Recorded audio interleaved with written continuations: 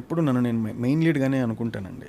Main లీడ్గా hero అనే అనుకుంటాను. ఇప్పుడేదో హీరో అనకూడదు, ప్రొటాగనిస్ట్ అది ఇది అంటున్నారు, కానీ అది యాక్చువల్గా వ్యత్యాసం నాకు తర్వాత తెలిసింది. ఏంటి హీరో అంటే ఏంటి, ప్రొటాగనిస్ట్ అంటే ఏంటి అని.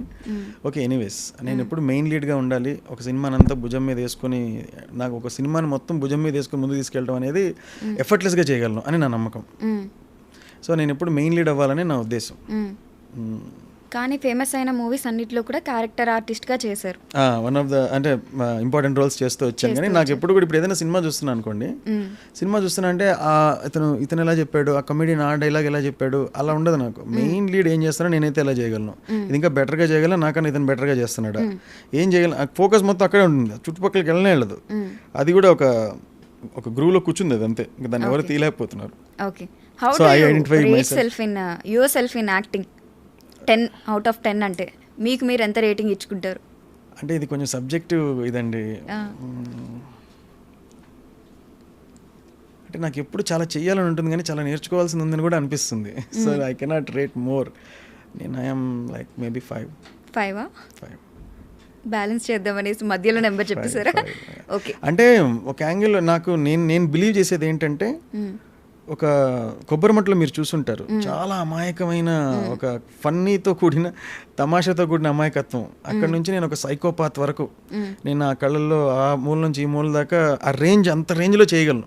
అంటే from this pole to that pole నేను పర్ఫామ్ చేయగలను. అన్ని 80-90 మార్క్స్ అబోవ్గానే చేయగలను నేను అనుకుంటున్నా. సో అన్నీ ఎక్స్ప్లోర్ చేయాలని కోరికుంటుంది. అంబిషన్ వైజ్ నాకు యాక్టింగ్లో 9 మార్క్స్ ఉంటాయి. ఇంకా ప్రూవ్ అవ్వలేదు కదా, నాకు అవకాశం వస్తే అది ఎప్పుడు అందరికీ తెలుస్తుంది కదా. సో ఇంకా అవకాశం ఉంటే వస్తుంది. ఇప్పటికైతే నేను I right my self as 9, but నేర్చుకోవాల్సింది అంతకన్నా ఇంకా చాలా ఎక్కువ ఉందని అనుకుంటాను. కాబట్టి 5 అనే లర్నింగ్ ఫ్రంట్ 5 అనే కాన్ఫిడెన్స్ ఫ్రంట్ 9. ఓకే, సో కొబ్బరి మట్ట అనగానే గుర్తొచ్చింది, సంపూర్ణేష్ గారి మూవీస్ కొంచెం మీకు తెలుసు కొంచెం క్రింజ్గా ఉంటాయి చూడడానికి. అంటే జనాలకి అరే ఈడ్రా ఇది అంటే బుర్ర గోకేసుకోవాలనిపిస్తుంది, అన్నట్టు ఏం చేస్తున్నారా అన్నట్టు అనిపిస్తుంది. But at the same time చాలా ఫన్నీగా ఉంటుంది. ఆ స్టోరీస్ మీరు విన్నప్పుడు అసలు, లేకపోతే హృదయకాలయంలో ఆ లాస్ట్ సీన్, హార్ట్ సీన్ ఇంకా చాలా బాగా ఫేమస్ అయింది, జనాలందరూ పిచ్చోళ్ళు అయిపోయారు. సో ఎవరో యూట్యూబ్ లో 8 doctors committed suicide after watching this video. Doctors ఎందుకు ఇంకా డాక్టర్స్ చదివి ఎంబీబీఎస్ చదివిన వాళ్ళు వేస్ట్ అనిపిస్తుంది ఆ సీన్లు చూస్తే. ఇలాంటి స్టోరీస్ విన్నప్పుడు అసలు మీ ఫస్ట్ రియాక్షన్ ఏంటి? And because I know the genre, ఆ జానర్కి ఎంత న్యాయం జరుగుతుందనే చూసి ఆ థాట్స్ క్రియేటివ్గా మేము షూటింగ్లో కూడా పగలబడి నవ్వుకునేవాళ్ళం అనమాట. కొన్నాళ్ళకి అది కెమెరామెన్ కూడా ఇలా చూసి కళ్ళనీళ్ళు వచ్చేసి ఫోకస్లో ఉందో లేదా అర్థమయ్యేది,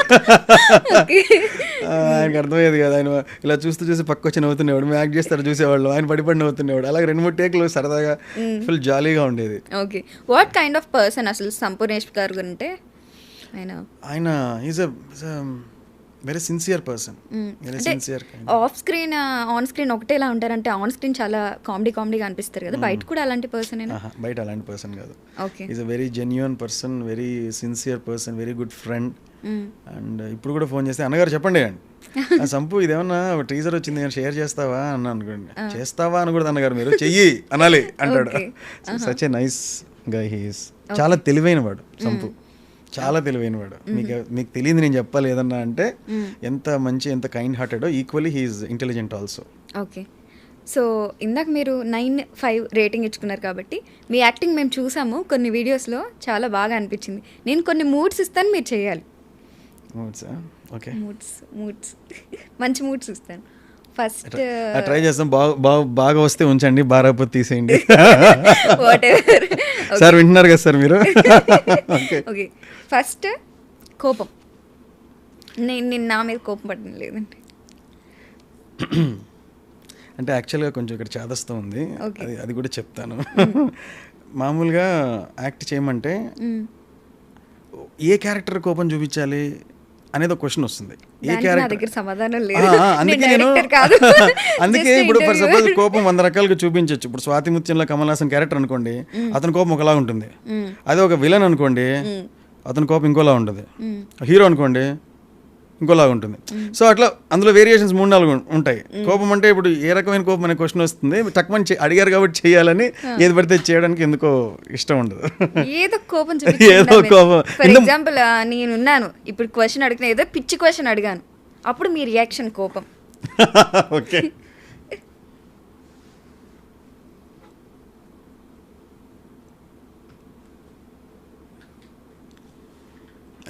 అదే ఓకే.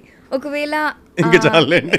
లేదు ఇంకొకటి హాస్యం మీరు ఆల్రెడీ ఇందాక నుండి చూపిస్తూనే ఉన్నారు కాబట్టి శాంతం ఎలా చూపిస్తారు మీరు? బాగా రిచ్ అన్నట్టు.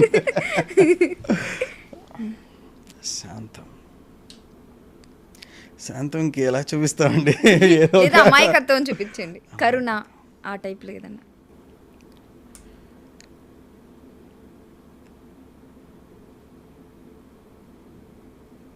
శాంతం ఓకే, డన్. ఇది స్కిప్ చేస్తే అసలు ఈ 12 years ఆఫ్ ఇండస్ట్రీలో జనరల్గా ఇండస్ట్రీకి వచ్చిన తర్వాత చాలామంది మనకి పరిచయం అవుతుంటారు. వాళ్ళతో రెగ్యులర్ టచ్లో లేకపోయినా వాళ్ళు మనకి క్లోజ్ టు హార్ట్ ఉంటారు అనమాట. గుర్తు తెచ్చుకోగానే ఎప్పుడన్నా వాళ్ళని స్క్రీన్ మీద చూసినప్పుడైనా టక్కున అలా మైండ్లోకి వస్తారు.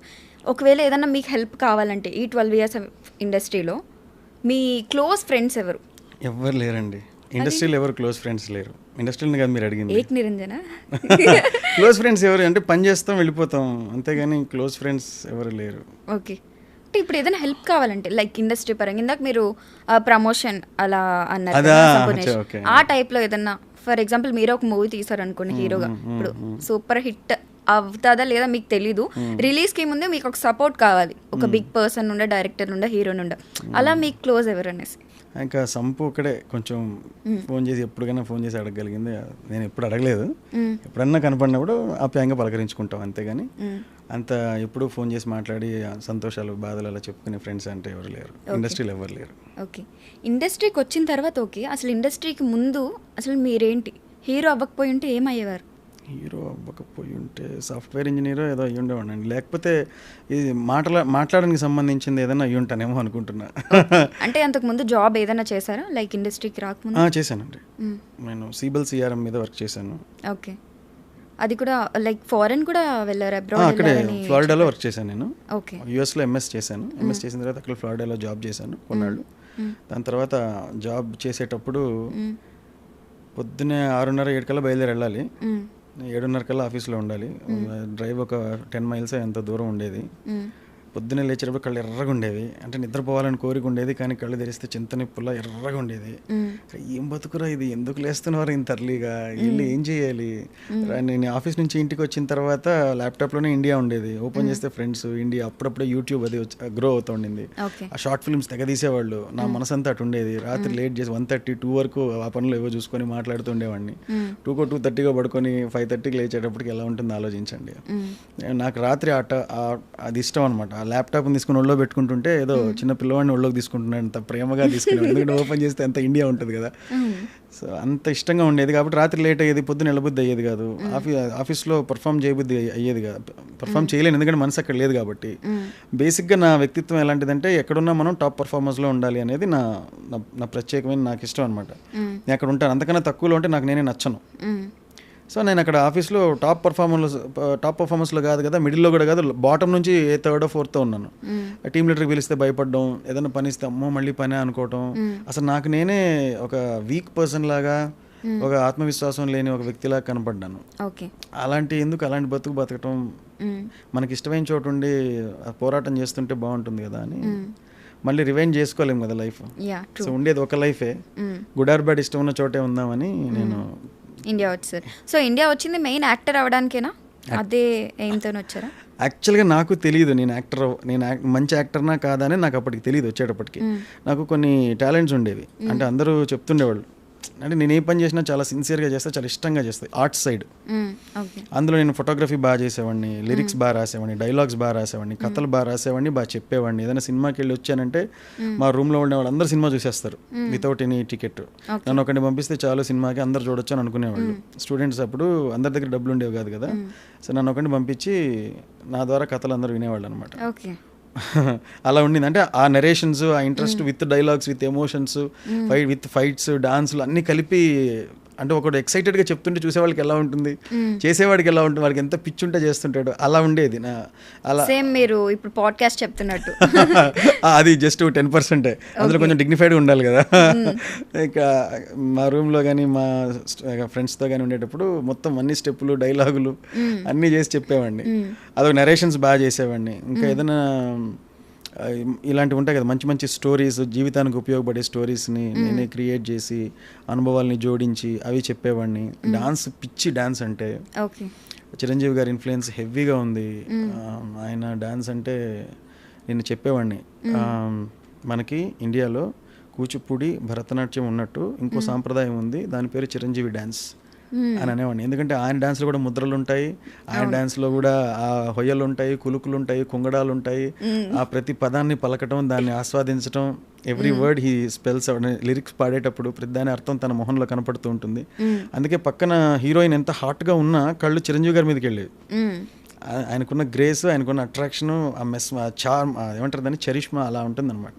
సో దానికి నేను ఏంట్రా ఈ మనిషి ఏం చిన్న జస్ట్ అలా అన్నా చాలు ఒక స్పార్క్, ఒక మెరుపు ఉంటుంది.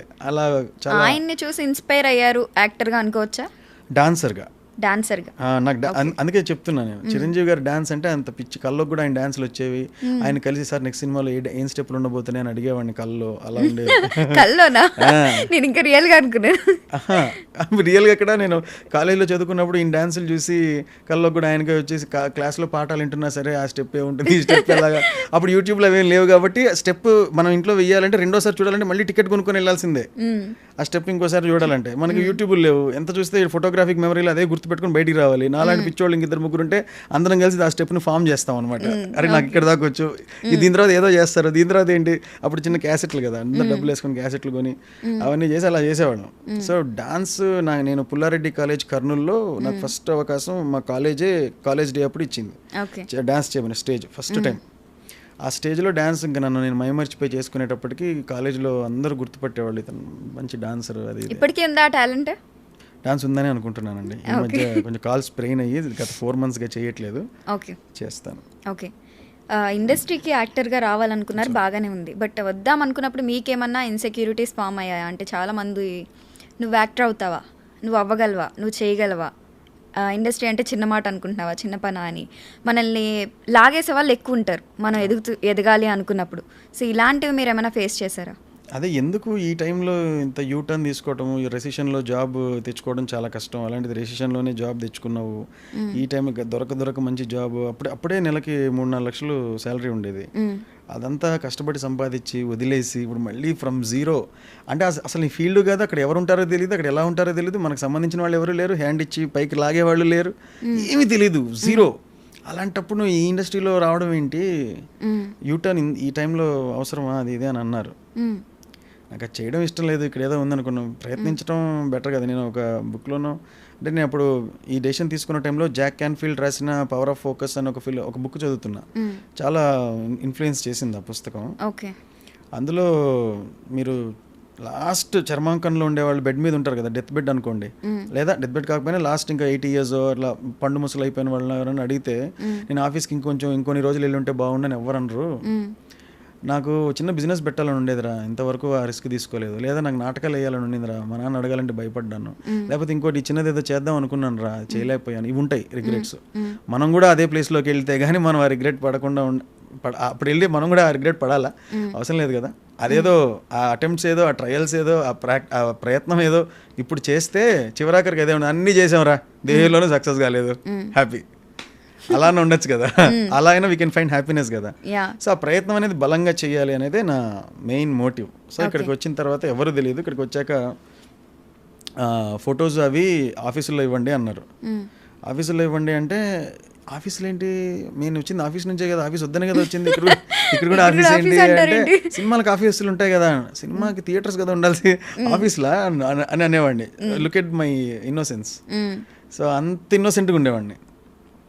అప్పుడు ఓహో ఇక్కడ ఆఫీసులు ఉంటాయా అని వెయిట్ చేస్తే కాసేపటికి ఎవరో వచ్చేవాళ్ళు, ఫోటోలు తీసుకొని ఓకే అనేవాళ్ళు, మళ్ళీ వాళ్ళు కాల్ చేస్తారు లేదు తెలీదు. ఫొటోస్ వెనకాల అది నెంబర్స్ అవి రాయాలి.